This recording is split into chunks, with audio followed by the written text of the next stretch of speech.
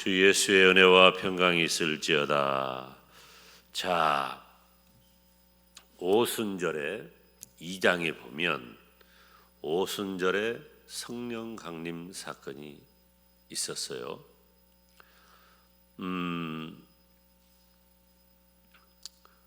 구약에도 보면 성령에 대한 표현이 등장을 합니다. 하나님의 신, 여호와의 신, 하나님의 영, 때로는 주의 사자, 이런 표현들이 있죠. 그러니까 갑자기 사도행전 2장에 성령 하나님이 생겨난 것이 아니에요. 성령은 하나님으로서 성부 하나님, 성자 하나님, 성령 하나님, 이 하나님으로서 영원 전부터 존재하시고 여호와 하나님께서 온 세상을 창조하실 때 함께 창조하시고, 이렇게 표현하면은 마치 성부, 성자, 성령이 각각의 하나님인 것처럼 들리기도 해요. 이 신비로운 일이죠, 삼위일체는. 그런데 세계 모든 언어 가운데 삼위일체라는 표현 중에 가장 적합한 언어는 바로 삼위일체라는 표현입니다. 가장 이상적인 표현이에요. 성령이 느닷없이 등장한 것은 아니에요. 우리 주님께서 예루살렘 떠나지 말고 약속한 것을 기다리라 그랬어요. 그 약속한 것이 바로 사도행전 2장의 성령 강림으로 나타나신 거예요. 오순절 성령 강림은 예수 그리스도께서 이 땅에 오시고 고난당하시고 죽으시고 부활하시고 승천하신 것처럼 단회적 사건이에요. 반복되지 않아요. 그런데 우리가 오해하면 안 돼요. 그러면 사도행전 2장에만 성령 강림하고 끝났냐? 그것 아니에요. 사도행전 2장 이전에도 성령으로 말미암지 않고는 누구든지 그리스도를 주라 시인할 수 없는, 예수님을 알지 못하는, 그러니까 성령의 역사가 아니면 우리가 예수를 믿지 못해요.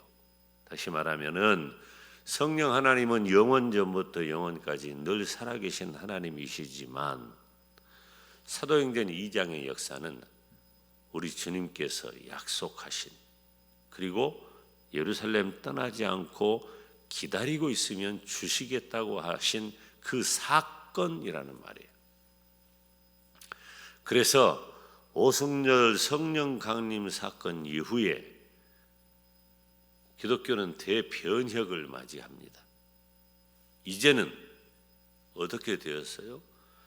오순절 성령 강림 사건은 단회적인 사건이지만은 그 오순절 성령께서 강림하신 이후에 각 사람에게 나타나는 모든 이 모습, 효과, 능력, 이것은 교회를 세우고 확장해가는 매우 중요한 힘과 능력이 됩니다. 그래서 오해해요.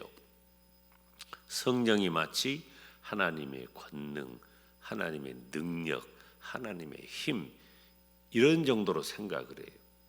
다시 말씀드리지만 성령은 하나님이시고 성령은 인격이셔요.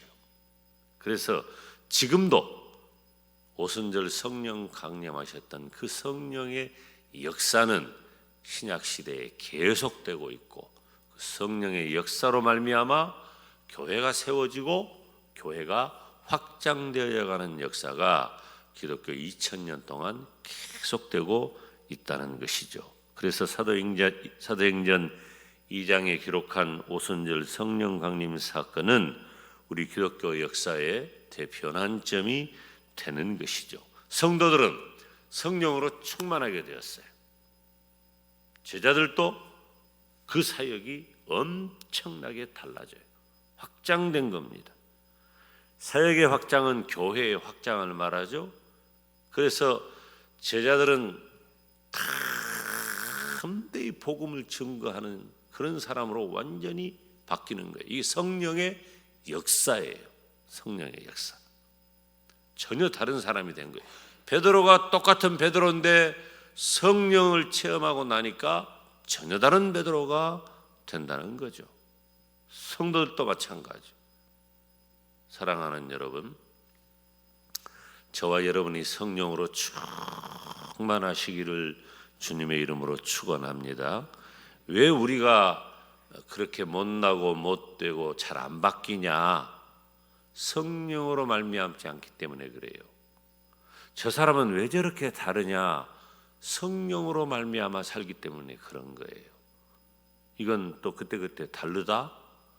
어떨 때는 성령으로 충만해서 천사 같기도 하고, 어쩔 때는 저것이 사람인가 그러기도 해요. 똑같은 사람인데 그런다니까 뭐 때문에 그래요? 우리 인간이라 어쩔 수 없기도 하지만 성령께서 역사하셔서 충만하면, 말씀으로 충만하고 예수님으로 충만하고 성령으로 충만하면 똑같은 나도 전혀 다른 사람이 돼요.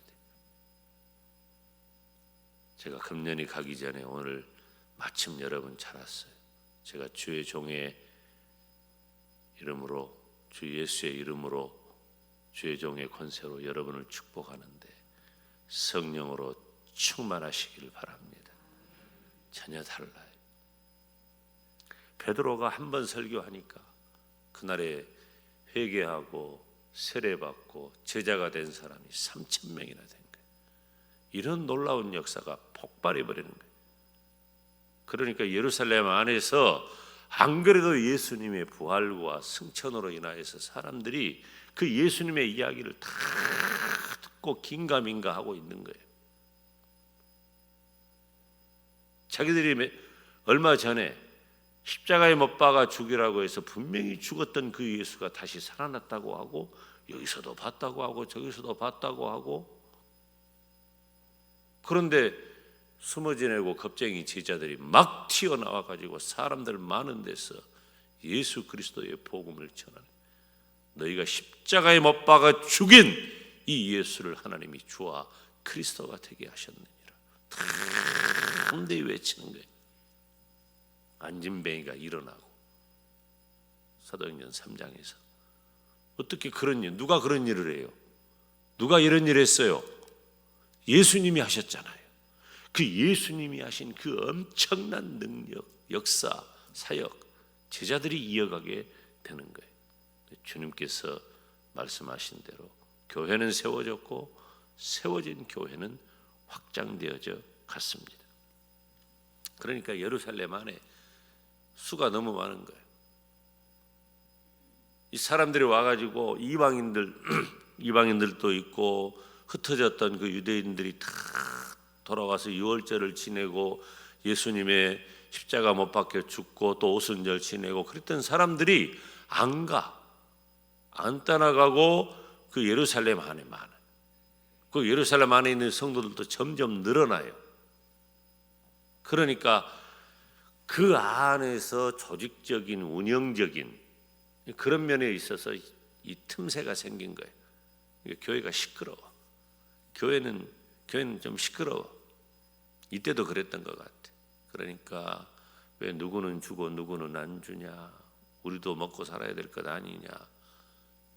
예루살렘 안에 안 떠나가고 있으니까. 그래서 7명의 집사를 안수해서 세웁니다. 이 안수한다는 것은 성경에 몇 가지 의미가 있는데요, 안수할 때 축복의 의미가 있어요. 제가 여러분 안수하면서 축복이 있을지어다 하잖아요. 축복의 의미가 있고, 때로는 속죄의 의미도 있어요. 네 죄를 사한다. 그리고 또 한 가지 중요한 건 뭐냐면은 바로 사역적인 의미가, 직분의 의미가 있는 거예요. 그러니까 7 집사를 안수해서 세웠다는 것은 바로 그 직분의 의미가 있는 거예요. 너희들은 사도들을 도와서 교회를 함께 세워나가라. 그런 직분의 의미가 있어. 그런데 그 7명의 집사님들의 면면을 보면은 예수님의 제자인 12 사도들과 영적인 면에 있어서나 실력적인 면에 있어서나 큰 차이가 없어요. 왜 그랬을까요? 성령으로 충만했기 때문에 그래요. 그 중에 단연 눈에 띈 인물 중에 하나가 바로 스데반이라고 하는 인물입니다. 이 스데반이 과거 이스라엘 역사부터 쭉 사람들에게 설교를 하는 거예요. 스데반이 이스라엘의 역사를 계속해서 설교를 하고 증거를 하는데 누가 그 듣기가 어려워요? 거슬려요. 유대인들이. 왜? 자기들이 예수님을 십자가에 못 박아 죽였거든. 그러니까 스데반의 말이 거슬린단 말이에요. 그래서 우리가 아까 함께 읽은 그 말씀 중에 보면은 저희가 이 말을 듣고 마음에 찔려 저를 향하여 이를 갈거늘, 이게 이거라니까요. 성령께서 역사하시고 성령으로 충만하면은 이런 말을 듣고 은혜를 받고 사람이 뒤집어지고 믿음의 사람으로 거듭나야 할 거 아니에요? 근데 이를 갈아버려요. 결국은 어떻게 됩니까? 결국은 스데반은 돌에 맞아 순교를 당합니다. 그런데 제가 보고자 하는 것은 8장 1절이에요. 8장 1절 우리 다시 읽읍시다. 시작. 사울이 그의 죽임당함을 마땅히 여기더라. 그날에 예루살렘에 있는 교회에 큰 핍박이 나서 사도 외에는 다 유대와 사마리아 모든 땅으로 흩어지니라. 아멘. 1절에 사울이 그랬죠. 사울이 등장합니다. 그러니까 사울이 스데반 죽이는데 일조한 거예요. 스데반을 죽이는데. 그리고 이 예루살렘, 지금 이 예루살렘 안에는 성도들로 가득 차 있는 거예요. 스데반의 순교와 함께 교회에 엄청난 핍박이 생겼고, 그 핍박은 예루살렘 안에 머물러 있던 그 수많은 성도들을 전국으로 흩어지게 만들었단 말이에요. 우리 주님이 사도행전 1장 8절에 뭐라고 말씀하셨어요? 예루살렘과 온 유대와 사마리아와 땅끝까지. 복음은 가둬놓는 것이 아니에요. 복음은 퍼져나가는 거예요. 그러니까 우리도 예수님을 믿었지. 그러니까 우리 교회도 세워졌지. 복음이 엄청난 역사를 이루는 장면이 오늘 본문입니다. 특별히 8장 1절이에요. 교회와 성도는 핍박을 당했지만 핍박을 당한 교회와 성도는 그 핍박 때문에 흩어지게 되었고, 흩어진 교회는 기독교 2000년 역사에 어마어마한 대변혁을 이루게 되었다는 것입니다. 9장에 사울이 등장해가지고 사울이 회심을 합니다. 사울의 회심은 곧 이방인의 선교가 시작되었다는 것을 의미해요. 그리고 10장에 보면은 베드로에게 환상을 보여줘요. 베드로에게 환상을 보여주는데 그 안에 뭐 막 파충류 뭐 별것 베드로한테 너 이거 먹어라 그러는 거예요. 유대인들은 그런 것들을 율법에 못 먹게 돼 있어. 못 먹게 돼 있어. 못 먹게 돼 있는 것을 왜 먹으라고 하느냐? 그 무슨 의미예요? 이제 너희들에게 아브라함의 자손에게 주어졌던 그 은혜의 역사가 이제는 이방인에게도 향하게 되었다라고 하는 것을 아주 상징적으로 보여주고 있는 거예요. 그래서 이방 선교가 길이 열리는 거예요. 그러니까 8장, 7장, 이 6장에서 이 일곱 집사를 세우고 7장에서 스데반이 순교를 당하고 8장에서 사울이 등장을 하고 그 이후에 9장에서 사울이 회심을 하고 10장에서 베드로의 환상을 보고 그 이후에 안디옥 교회가 세워지고 이제 어떻게 돼요? 이방인의 선교가 확 열려버리는 거예요. 그러니까 여러분 보세요. 하나님이 하시는 일은 우리의 생각하고 달라요. 우리가 오구려 싸고 우리만 쫓아고. 여러분 우리가 예수님 믿으니까 우리라고 할 것도 없어. 나만 아니면 돼. 요즘 시대가 그래. 내가 예수님 믿으니까 좋고 내가 구원받으니까 좋고 감사하고 그러면 됐지. 뭐 하려고 내 부모에게 전도하고 내 아내에게 남편에게 자식에게 전도해 나만 천국 가지? 그렇게 따지면 복음은 그게 아니란 말이에요. 복음은 가둬놓으면 안 되고 가둬놓을 수도 없는 거예요. 복음은 예루살렘과 온 유대와 사마리아와 땅 끝까지 퍼져나가라는 것이 복음의 속성이고 우리 주님의 의도란 말이에요. 우리 영광대교회도 예수 그리스도의 복음을 간직한 교회로서 하나님의 사랑으로 영광도 품고 이 나라도 품고 세계도 품어야 돼.